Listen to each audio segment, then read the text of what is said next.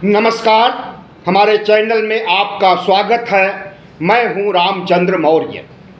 साथियों, अगर पहली बार आप हमारे चैनल को देख रहे हैं तो सब्सक्राइब कर लीजिए, इससे हमें बड़ी ताकत मिलेगी। 2024 लोकसभा चुनाव संपन्न हो गया। लोकसभा चुनाव में जितने प्रत्याशी जीते हैं उसमें कई प्रत्याशी ऐसे हैं जो पहले विधानसभा सदस्य थे। समाजवादी पार्टी के 5 विधायक सांसद बने हैं और भारतीय जनता पार्टी के 3 विधायक सांसद बने हैं। इसी तरह से निषाद पार्टी और राष्ट्रीय लोकदल के प्रत्याशी जो पहले विधायक थे सांसद बने हैं। इस तरह से उत्तर प्रदेश में कुल 10 सीटों पर विधानसभा चुनाव होने जा रहा है और माना जा रहा है कि 2022 में जो उत्तर प्रदेश विधानसभा चुनाव हुआ था, अब 2027 में विधानसभा चुनाव होगा और यह उपचुनाव 2027 के चुनाव का ट्रेलर है। मतलब जो 10 सीटों पर जो पार्टी बहुमत पाएगी, अपना कब्जा करेगी, उसी के बारे में उम्मीद किया जा सकता है कि 2027 में उसी की सरकार बनेगी। लेकिन 2027 अभी बहुत दूर है और अभी भारतीय जनता पार्टी उत्तर प्रदेश में हुई बड़ी हार से उबर नहीं सकी है। भारतीय जनता पार्टी के अंदर जिस तरह से समीक्षा बैठक का दौर चल रहा है और एक दूसरे के ऊपर कीचड़ उछालने की कोशिशें हो रही हैं, योगी गुट अमित शाह को और अमित शाह योगी गुट को दोषी ठहरा रहे हैं।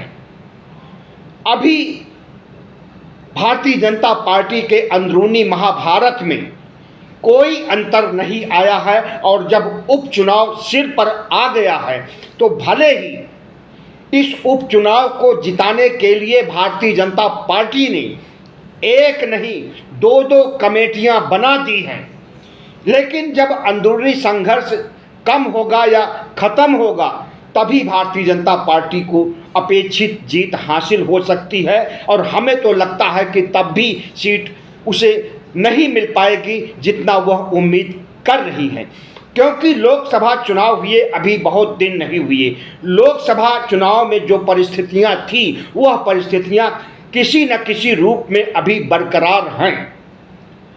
अभी संविधान का मुद्दा जो भारतीय जनता पार्टी के खिलाफ गया था, अपनी सफाई पूरी तरह से इस देश के या उत्तर प्रदेश के लोगों को नहीं दे पाई है, बल्कि भारतीय जनता पार्टी के अंदरूनी घमासान में भारतीय जनता पार्टी जूझ रही है और ऐसे में उसका आत्मविश्वास, मनोबल अभी तक डाउन है। और दूसरी तरफ इंडिया गठबंधन के घटक दल कांग्रेस और समाजवादी पार्टी के हौसले वैसे ही बुलंद हैं जैसे लोकसभा चुनाव में नजर आ रहे थे।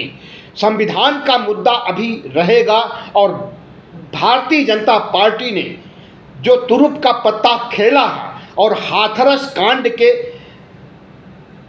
बाबा को गिरफ्तारी नहीं किया है, तो इन्हीं उपचुनाव के तहत ही उसकी गिरफ्तारी नहीं हुई। आज एसआईटी की रिपोर्ट आ गई और न्यायिक आयोग जो गठित हुआ है उसकी रिपोर्ट आना बाकी है, लेकिन एसआईटी के रिपोर्ट में बाबा को दोषी ठहराया नहीं गया है। बाबा को गिरफ्तार करने की कोई बात नहीं कही गई है, सिर्फ उसके जो मैनेजर और सेवादार थे उन्हीं की गिरफ्तारी और उन्हीं को दंडित करने की बात कही गई है। तो एसआईटी ने जो बयान जारी किया है उससे यही लगता है कि उत्तर प्रदेश के उपचुनावों को देखते हुए बाबा के साथ छेड़खानी करने या उन्हें गिरफ्तार करने की कुबत अगर भारतीय जनता पार्टी करेगी तो उसका दलित वोट जो बचा खुचा है वह भी ध्वस्त हो जाएगा। हाथरस का बाबा जिसने इतना बड़ा कांड किया, जिसमें 122-23 से ज़्यादा लाशें बिछी जिसके लिए बाबा खुद और उसके सेवादार जिम्मेदार हैं, तो बाबा को दोषी न ठहराना भारतीय जनता पार्टी की चुनावी रणनीति का हिस्सा है।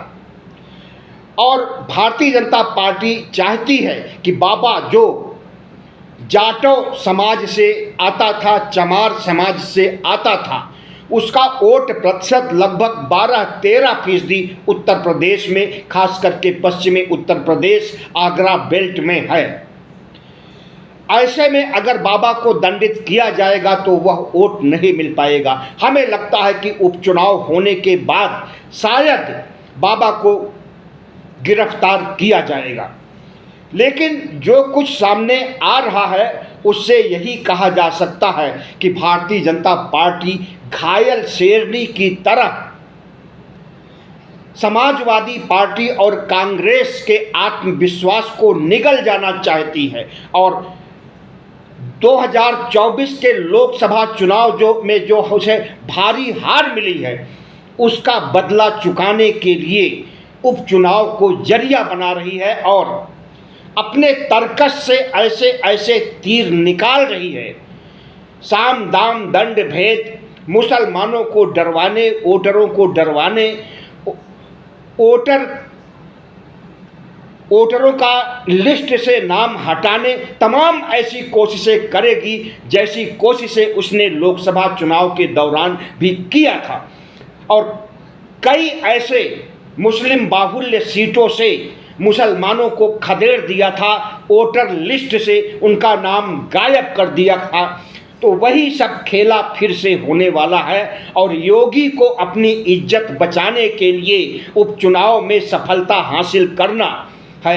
अगर योगी उपचुनाव में सफलता हासिल नहीं करेंगे तो इनके जाने की जो तलवार लटकी हुई है, जिसे कि अरविंद केजरीवाल ने बहुत पहले भांप लिया था और चर्चा का विषय रहा कि योगी अब गए तब गए। उपचुनाव में अगर 7 सीटें भारतीय जनता पार्टी हासिल करती है तो बाबा की कुर्सी भी बच जाएगी, बीजेपी की इज्जत भी बच जाएगी और बीजेपी को लगेगा कि वह उत्तर प्रदेश में अपनी खोई हुई जमीन को प्राप्त कर ली है या प्राप्त करने जा रही है अगले चुनाव के लिए, 2027 के विधानसभा चुनाव के लिए। लेकिन अगर समाजवादी पार्टी और कांग्रेस का गठबंधन, इंडिया गठबंधन 7 या 8 सीटें जीतता है तो इससे यही लगेगा कि भारतीय जनता पार्टी की जो स्थिति लोकसभा में चुनाव के दौरान थी, कमोबेश वैसी स्थिति अभी बरकरार है और उत्तर प्रदेश में भारतीय जनता पार्टी का सफाया हो गया है। उसके हिंदुत्व कार्ड का, हिंदुत्व की प्रयोगशाला बनाने का, उत्तर प्रदेश का जो उसका रिकॉर्ड था वह रिकॉर्ड ध्वस्त हो चुका है और आगे भी ध्वस्त होता रहेगा।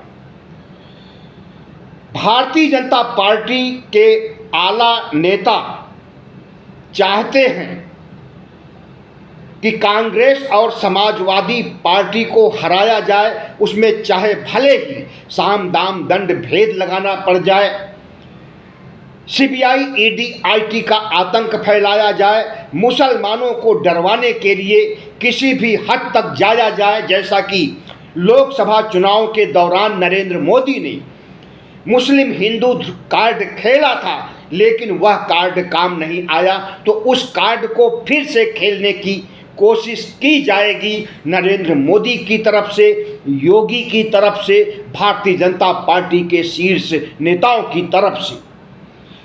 लेकिन इस बार मायावती भी शून्य से शिखर तक जाने के लिए कोशिशें कर रही हैं, ताबड़तोड़ बैठकें कर रही हैं, एक के बाद दूसरी, दूसरी के बाद तीसरी, और रणनीतियां बना रही हैं कि किस तरह से 10 सीट में से अगर 2-3 पर भी कब्जा हो जाए तो उसकी खोई हुई साख थोड़ा बहुत लौट सकती है वापस। आकाश आनंद की बहाली फिर से हो गई, उनके उत्तराधिकारी पद पर, उनके कोऑर्डिनेटर के पद पर फिर से आकाश आनंद आ गए हैं। और जिस तरह से मायावती रणनीतियां बना रही हैं, और जिस तरह से उन्होंने पीडीएम गठित किया है, जिस तरह से अखिलेश यादव ने पीडीए बनाया है, पिछड़ा दलित अल्पसंख्यक, उसी तरह का मायावती ने पीडीएम बनाया है, पिछड़ा दलित और मुस्लिम। एम को हटा दिया जाए, ए कर दिया जाए तो अल्पसंख्यक का मतलब भी मुस्लिम ही होता है और मुस्लिम तो मुस्लिम होता ही है।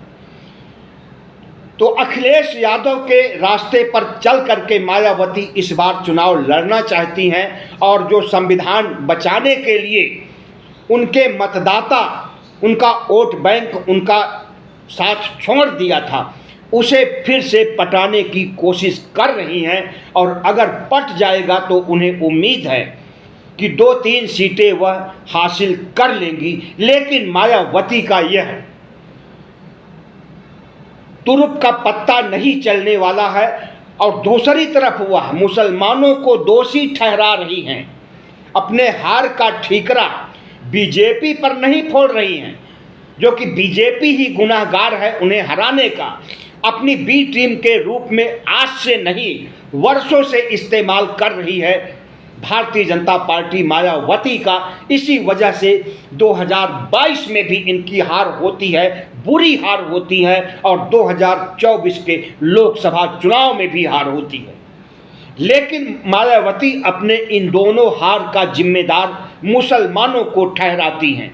और जब मुसलमानों के ऊपर ठीकरा फोड़ रही हैं तो उन्हें पीडीएम से एम को हटा देना चाहिए, क्योंकि इस बार मुसलमान और ज़्यादा कुपित हो गए हैं मायावती से, क्योंकि उनकी गालियां नहीं सह सकते हैं।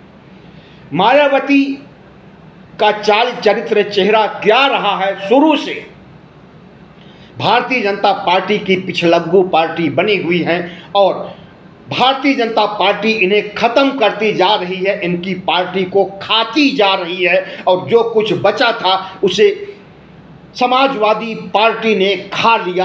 अब मायावती ठन गोपाल हैं और ऐसे में अगर दंभ भर रही हैं कि वह उपचुनाव में सीटें जीत सकती हैं तो यह इनका दिवा स्वप्न ही माना जाएगा। भारतीय जनता पार्टी करहल सीट बिल्कुल नहीं जीत सकती है। 1990 से यह करहल सीट समाजवादी पार्टी जीतती आ रही है और अभी 2022 में अखिलेश यादव यहां से विधायक थे। अखिलेश यादव सांसद बन गए, इसलिए यह सीट खाली है और इस सीट पर अखिलेश यादव के परिवार के तेज प्रताप यादव, जो कि लालू प्रसाद यादव के दामाद हैं, उन्हें उतारने की कोशिश की जा रही है, बैठक की जा रही है, बातचीत की जा रही है, विचार विमर्श हो रहा है। अब किसे उतारा जाएगा यह तो समय ही बताएगा। शीशामऊ सीट जो कानपुर से है, मैंने पहले ही बताया था कि इस सीट पर इरफान सोलंकी थे विधायक, लेकिन एक आगजनी कांड में फंस गए और मुकदमेबाजी हुई। यह सीट वो उन्हें खाली करनी पड़ी है और इस बार इस सीट पर, जो कि मुस्लिम बाहुल्य सीट है, इरफान सोलंकी अपनी पत्नी नसीमा सोलंकी को उतारने जा रहे हैं। अब देखिए जीत किसकी होती है, लेकिन शीशामऊ सीट बहुत महत्वपूर्ण है जो कि कानपुर की है। कुंदरकी सीट जो कि संभल लोकसभा सीट के अंतर्गत आती है, मुस्लिम बाहुल्य सीट है और मुस्लिम किसको ज़्यादा वोट देते हैं बताने की ज़रूरत नहीं है। समाजवादी पार्टी इसे जीता हुआ समझ रही है पहले से ही। प्रधानमंत्री नरेंद्र मोदी उपचुनाव का भी प्रचार करेंगे और अभी वह रूस में हैं। उन्हें रूस का बहुत बड़ा सम्मान दिया गया है, नागरिक सम्मान दिया गया है और भारतीय जनता पार्टी गदगद है, गोदी मीडिया गदगद है और उनके प्रचार में लगी हुई है। कटेहरी सीट कुर्मी बाहुल्य सीट है। लालजी वर्मा यहाँ से विधायक रहे हैं।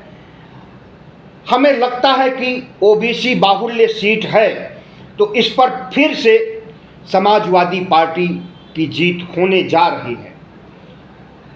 प्रधानमंत्री नरेंद्र मोदी की पार्टी भारतीय जनता पार्टी अगर कहीं से जीत सकती है तो वो गाजियाबाद की सदर सीट हो सकती है, मीरापुर जो कि बिजनौर लोकसभा के अंतर्गत है, आरएलडी के प्रत्याशी यहाँ से चुनाव लड़ेंगे, और खैर सीट। इन 3 सीटों के अलावा भारतीय जनता पार्टी के जीत की कोई उम्मीद नहीं है। मिल्कीपुर सीट जिसे कि प्रतिष्ठा का विषय बना लिया है भारतीय जनता पार्टी ने, और सोशल मीडिया में जिस तरह से मिल्कीपुर सीट को जीतने के लेकर दंभ भर रही है भारतीय जनता पार्टी और आईटी सेल,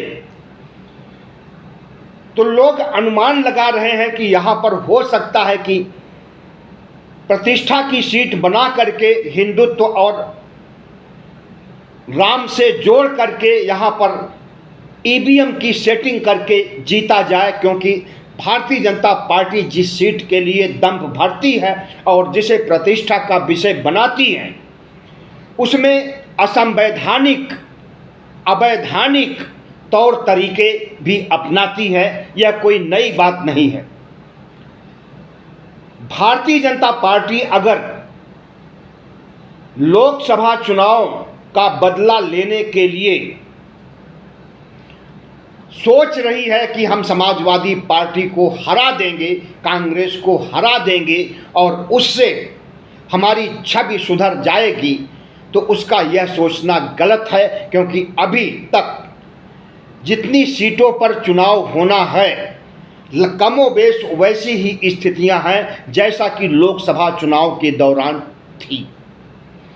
बहुत बहुत धन्यवाद। हमारे चैनल को सब्सक्राइब कीजिएगा, लाइक कीजिएगा और शेयर कीजिएगा।